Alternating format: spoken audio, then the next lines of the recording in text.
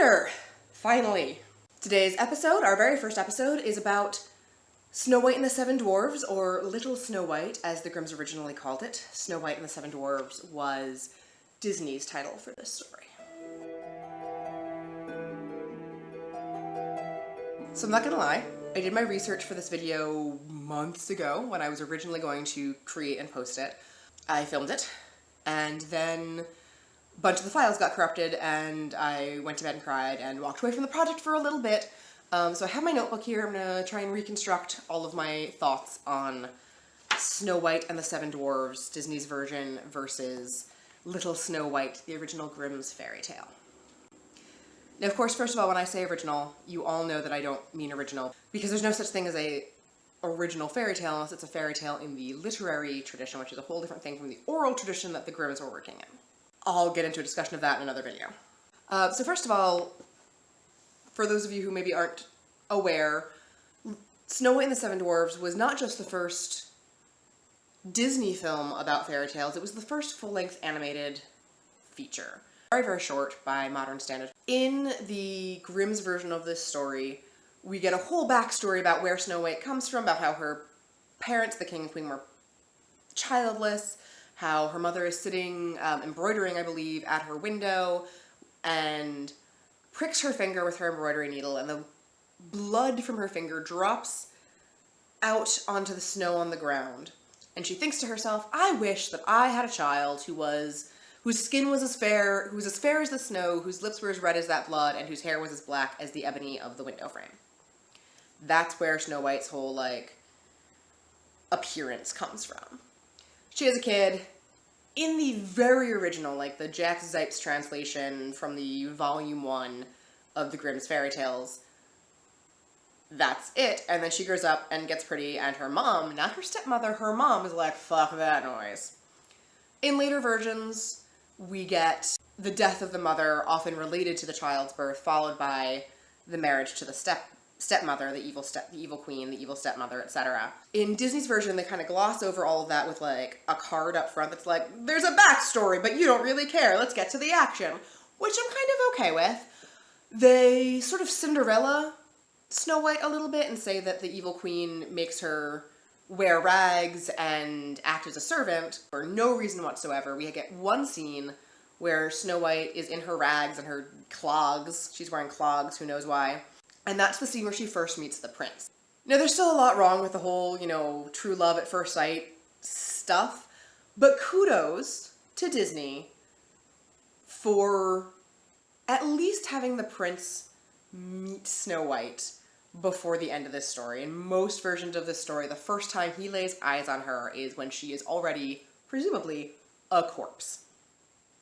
So kudos to Disney for trying at least a little bit to get some contact in between the two of them so that their romance makes a little bit of sense, and so that his whole, I'm just gonna hang out with this corpse forever act seems less creepy.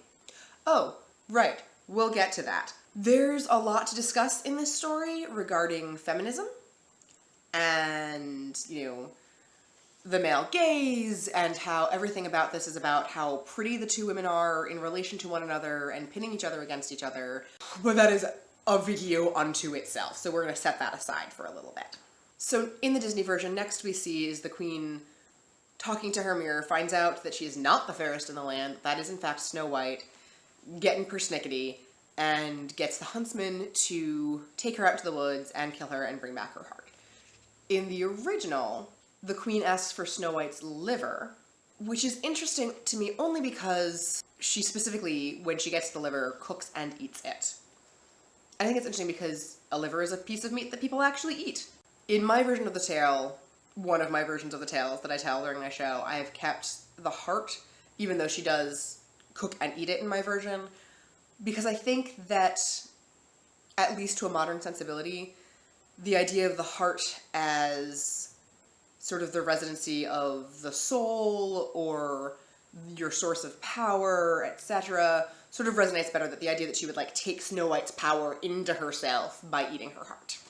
Defenders of Disney, who have some good points, will say that the princesses are very active and, are these good role models, and their stories are centered on female protagonists and usually have large female casts, and all of this is true, and I'm not taking that away from the movies to which that applies.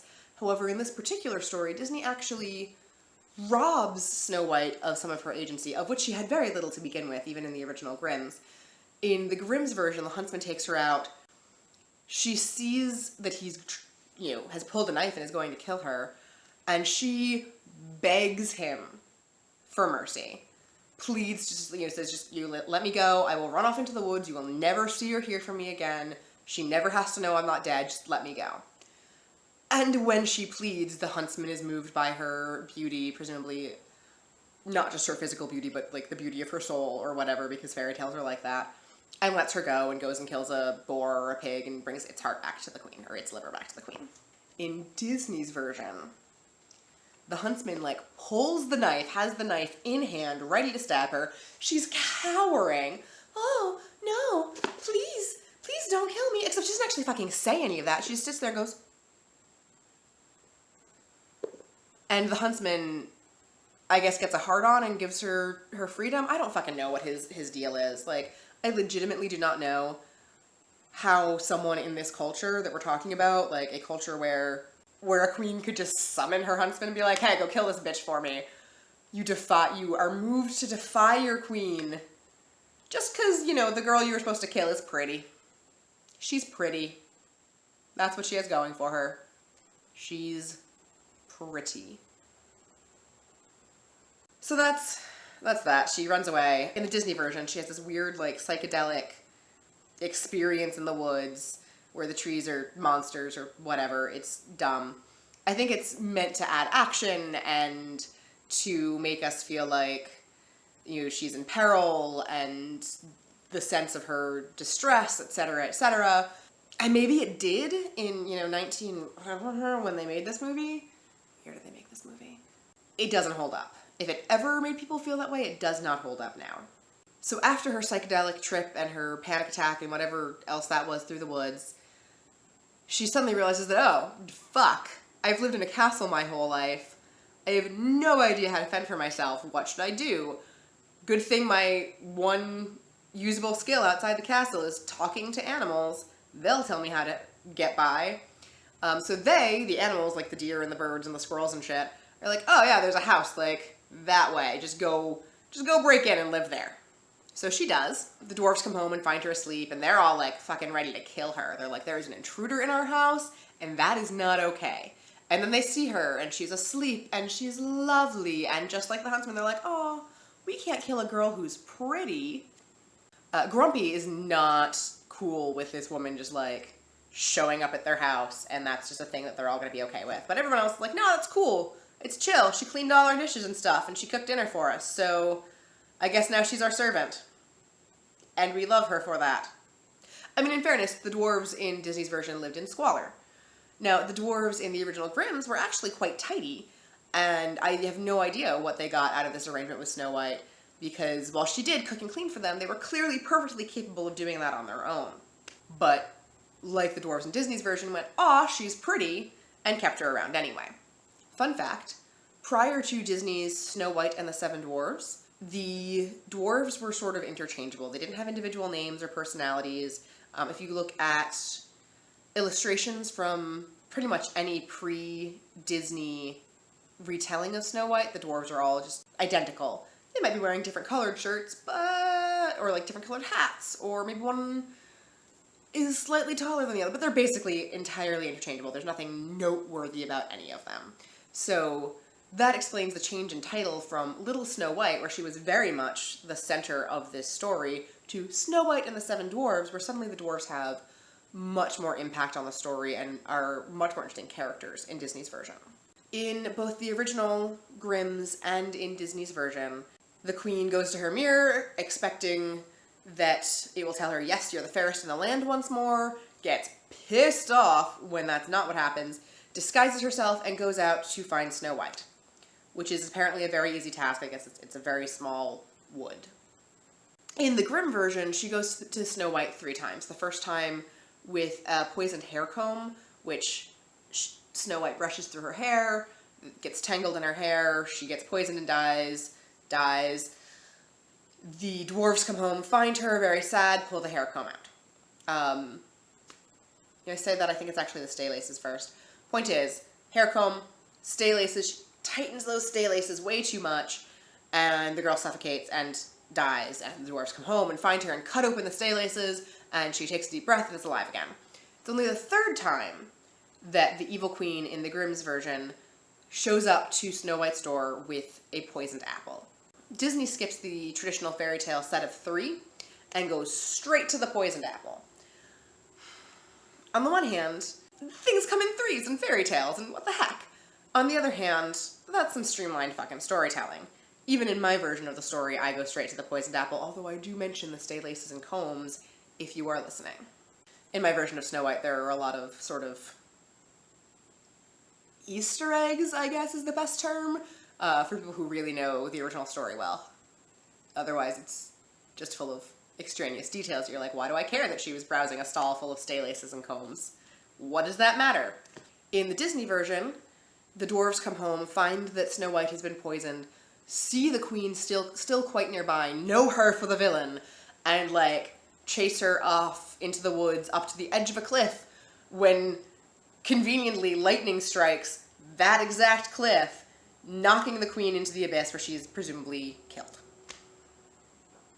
I have a lot of problems with this, not least of all being that it's not raining or, like, thunderous or, like, anything up until the moment that they start chasing her, basically. And then it is fucking stormy and scary. It's also kind of a cheat. I get that it was a fairy tale and that Disney was telling this for a mostly child audience, a mostly youthful audience, but don't have your heroes chase down the villainess and then let them off scot-free. Like, it's this Deus Ex Machina ending where the dwarves are righteous in their anger and then don't have to feel in any way guilty or reflect upon their acts later on because their hands are totally clean. They did not actually kill anyone.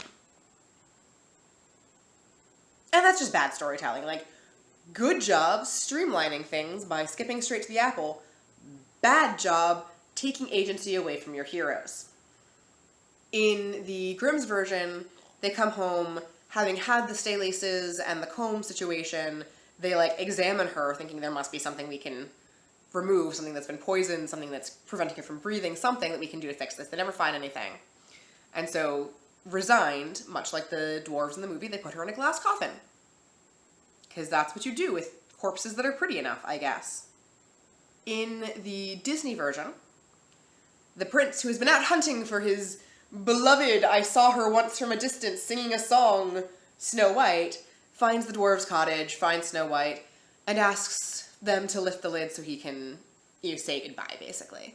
And so, okay, I'm kind of, again, the whole true love thing, love at first sight, but okay, let's assume for a minute that they genuinely had some sort of bond. He wants to say goodbye. It's actually not that creepy to give a little peck on the mouth to a well-preserved corpse of someone you love, I think. It's a little creepy. It's not creepy, but it's understandable. He kisses her. According to the spell that the queen used, the one remedy for this poisoned apple is true love's kiss. And so Snow White is awakened, and they live happily ever after in their, like, sky castle. Seriously, watch that ending. They are clearly riding off to a castle literally in the sky. Again, kudos to Disney. Because that is many, many, many times less creepy than how it happens in the Grimm's story. In the Grimm story, I would like to first of all point out to you that it is explicitly stated that Snow White is 7 years old. That's this many, people. 7. Not an okay age. Not even by medieval aristocracy was this an age at which you would wed somebody. I mean, you might wed them, but you wouldn't bed them, right? You might wed them for, like, the political reasons, but you wouldn't take them to bed until much later. Let's be clear about that. Anyway, glass coffin. She's in there for a while. They're not really clear about how long the dwarves just, like, keep her perfectly preserved corpse on display, but it's a while. And the prince does not know her. does not ask for a kiss because he loves her and wants to remember her and say goodbye and all of that. He says, "She's darn pretty. I'd sure like to take that coffin and its inhabitant home with me." The dwarves, to their credit, are like, "Dude, that's creepy. We're not letting you do that. That's even creepier than us just keeping her here." So this prince persuades the dwarves to let him take the coffin and Snow White home with him. Lugs it all the way home. In some versions, in some older versions, he's partway home when, like, the cart she's on goes over a bump in the road and a piece of apple comes flying out of her mouth, and that's when she wakes up. But in the original, in the very first edition of the Grimm's Fairy Tales, he gets her all the way back to his castle, who is who the fuck knows where, and spends a period of time making his servants carry her and her coffin around to whatever room he happens to be in because he always wants to be in sight of her. I'm gonna stress again how fucking creepy this is. In this old original version, at some point, the prince is, I don't know, asleep, I guess? I don't know, he's somewhere else. And the servants, who are sick of lugging around a pretty dead girl, and who can blame them, haul Snow White out of her coffin and are like using her like a puppet to make fun of the prince. And while they're doing that, the piece of apple that's stuck in her throat comes flying out and she wakes back up, and the prince finds out and is like, "Oh, beautiful corpse child." Child, I'm stressing the child of this. She is 7 years old. 7. "Beautiful corpse child, you shall be my bride," and they live happily ever after. I have some issues with this, but mostly they're about the patriarchy, not the storytelling.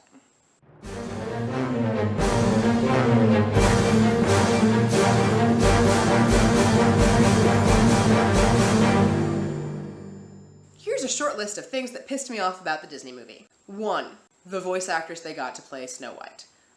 I don't know her name. I'm sure I could look it up, but I'm not going to. All I know is that she has the most cloyingly sweet, like, sickening, like, childish voice. Like, I want to reach into my television screen when I watch this movie and slap her. Such an annoying voice. 2, because Disney's dwarves are slobs, they insert this horrible scene where Snow White is like this hen-pecking wife/mother figure demanding that they all go out and wash their hands and face and blah, blah. And not that you shouldn't wash your hands and face before you fucking eat dinner.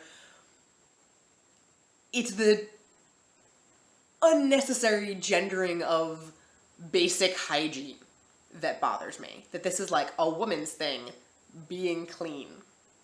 What the fuck, Disney? 3, after she meets the dwarfs, Snow White goes to bed and prays. And I'm okay with that. That was the era. I totally get it. Like, religion wasn't everything. Everyone was presumed to be Christian because that was just the culture we lived in. And I think she even says a prayer in the original Grimm because, again, it was a very Christian era and nation at the time. And her prayer is, thanking God for having found the dwarves and basically good stuff. But the end of the prayer is, "Oh, and please make Grumpy like me, because my entire value as a human being is based on whether or not men like me, and the disapproval of this one particular man who I literally met an hour ago is the end of my world." I may have editorialized a little bit, but literally she says, "Oh, and please make Grumpy like me." That's the end of her prayer. That's the thing that's too important to wait to pray for tomorrow. She has to tack it on to the end even after she's already said amen. The prayer itself, the sentiment of "these men have saved my life and are letting me stay with them, and I'm really grateful for that," totally valid and reasonable. Her word choice is, "Thank you for the 7 little men who've made all my dreams come true." Because I know that, like Snow White, my dream is to serve 7 strangers hand and foot for the pleasure of being somebody's stand-in mommy? No, not okay. Not okay, Disney. 4, another title card comes up before the prince finds Snow White, announcing that he has looked for her far and wide. She found this cottage in an afternoon of panicked running, and the prince has searched far and wide, and it takes him days, weeks, who the fuck knows how long. 5, who is this prince? how small are these kingdoms that a prince from another nation is just wandering by a castle that is not his to meet a princess that he is not immediately directly related to? Ew. 6. Whatever number I'm on. Grumpy is the only sensible dwarf. This pisses me off because he's also hugely sexist. He's the only one going, maybe we shouldn't let this chick live with us? Just because she broke into our house and did our dishes? Maybe that's not grounds for, like, inviting in a new roommate? Maybe? I don't know. It seems kind of crazy. We don't even know her. Who the fuck is she? But he says all of that in the context of how women are dangerous and they'll trick you with their feminine wiles and blah, blah, blah. This isn't like... He's sensible, but also heavily sexist. And it's upsetting to me that the only character in the entire movie who has a lick of fucking sense is also a horrible sexist. In conclusion, Snow White and the Seven Dwarfs, and also Grimm's original version, Little Snow White, both of those, and basically every iteration in between, are a feminist fucking nightmare. Snow White and the Patriarchy. I could do a whole video just called Snow White and the Patriarchy. Don't hold your breath, though, because I have a lot of other Disney films to get through before the Grimm Reader steps away from just doing the Disney fairy tales. That being said, I sincerely hope that they get better than this. Both the original versions and the Disney versions. Because holy fuck, Snow White and the Seven Dwarfs was one of my least favorite movies when I was a child, and I like it even less now.